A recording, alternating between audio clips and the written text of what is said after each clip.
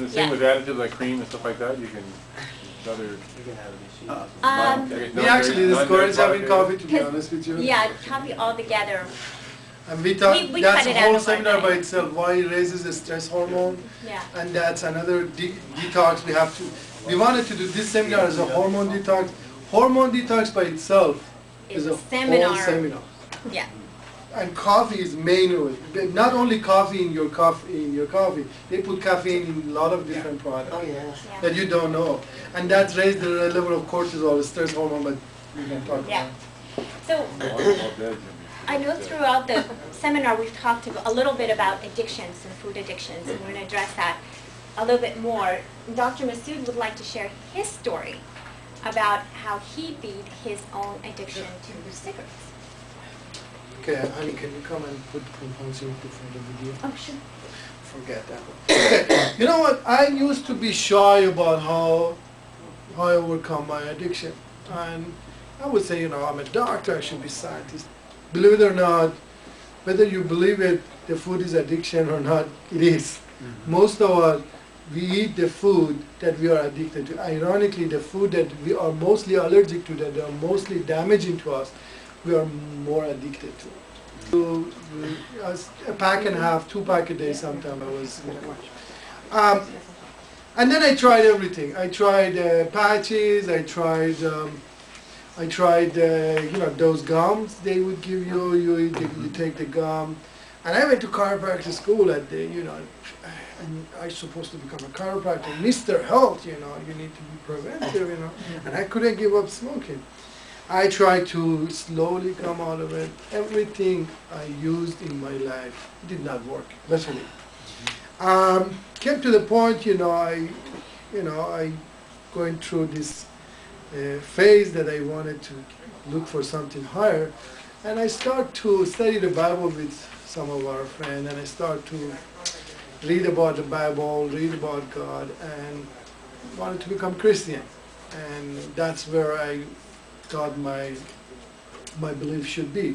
I'm a born Muslim, become an atheist, and then I had this epiphany that God exists, and I wanted to see what's the message of God. Okay, and one of the challenges while we were doing study in the Bible, they told me that you need to give up smoking. I said, that doesn't work with me. I tried everything, and they said, you know, come on, who needs God? I said, okay. And one day a brother called me and said, you know, let me ask you a question.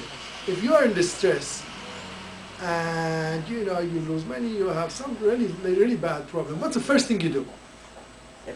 And he says, I said, okay, I'll be honest, I said, I have a cigarette. He says, go ahead, put the cigarette in front of you and worship him because that's your God. Oh. And I said, wow, that was powerful. I said, why don't you worship true God? And next time that you have a craving, pray that he helps you. I said, okay, I never tried that. But since I tried everything, let me try that one.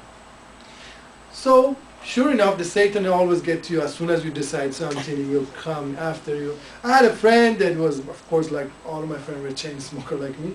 We go play pool, and the first thing said, you don't mind, do you? And you know, something about addicts, when you give up something, some addiction, they try indirectly get you back to their addiction. Because if you gave it up, they feel as a failure. And if you give it up, so you see, he couldn't or she couldn't do it either.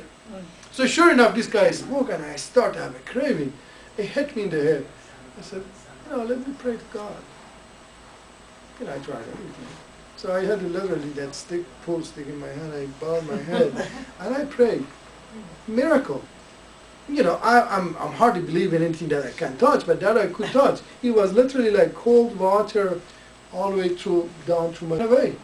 I was like, wow. Sure enough, every time the craving hit me, I kneeled down and prayed, and craving went away. And that was for me. And I went for practice. I had a lot of patients. They had chest problem, you know, they had upper back problem. I know their rib is not their rib, is actually is their lung. And I tried to tell them, would you please go to your MD prescribe? And then one day it hits me, he said, why don't I tell the people the truth? This is my experience. Whether they want it or they don't, this is how I got to overcome the addiction. Then we see, you know, and then this is what I'm sharing with you, you know. There is a higher power that can help you. You have to live. You can live. you can overcome your addiction. And this is how I did it. And trust me, I tried everything. It didn't work for me.